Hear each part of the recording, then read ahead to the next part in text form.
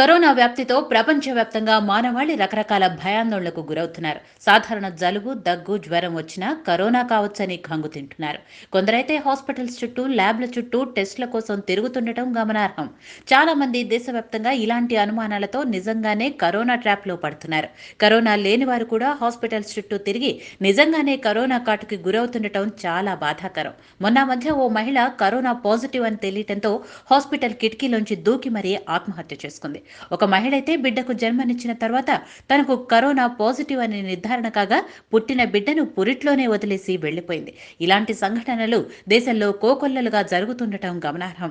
ఇదిలా ఉంటే తాజాగా యూకేలోని యూనివర్సిటీ ఆఫ్ ఈస్ట్ ఆంగ్లియాకు చెందిన పరిశోధకులు కరోనాకు సంబంధించి ప్రజల్లో నెలకొన్న భయాన్ని పారద్రోలటానికి కొన్ని పరిశోధనలు చేసి ఆసక్తికర విషయాలు వెల్లడించారు. కరోనా వైరస్ వ్యాప్తి చెందిన వారికి దగ్గు, జలుబు, జ్వరం ఉంటాయన్న సంగతి తెలిసిందే.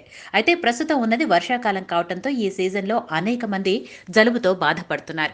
ఈ క్రమంలో వారు తమకు కరోనా సోకిందేమోనని భయపడుతున్నారు. అయితే ఇదే విషయంపై సైంటిస్టులు పరిశోధనలు చేసి సాధారణ జలుబుకు కోవిడ్-19 లక్షణాలకు ఉన్న తేడాను గుర్తించారు. యూకేలోని యూనివర్సిటీ ఆఫ్ ఈస్ట్ ఆంగ్లియాకు చెందిన పరిశోధకులు 10 మంది కోవిడ్ పేషెంట్లు, 10 మంది జలుబున్న పేషెంట్లు, 10 మంది ఆరోగ్యవంతమైన వ్యక్తులకు ఉన్న లక్షణాలపై పరిశోధనలు చేశారు.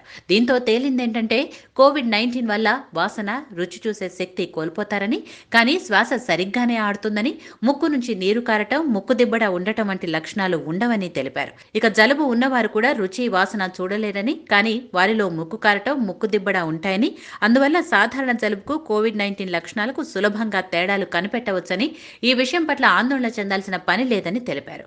కాగా సైంటిస్టులు చేపట్టిన ఈ స్టడీకి చెందిన వివరాలను రైనాలజీ అనే జర్నల్లోనూ ప్రచురించారు.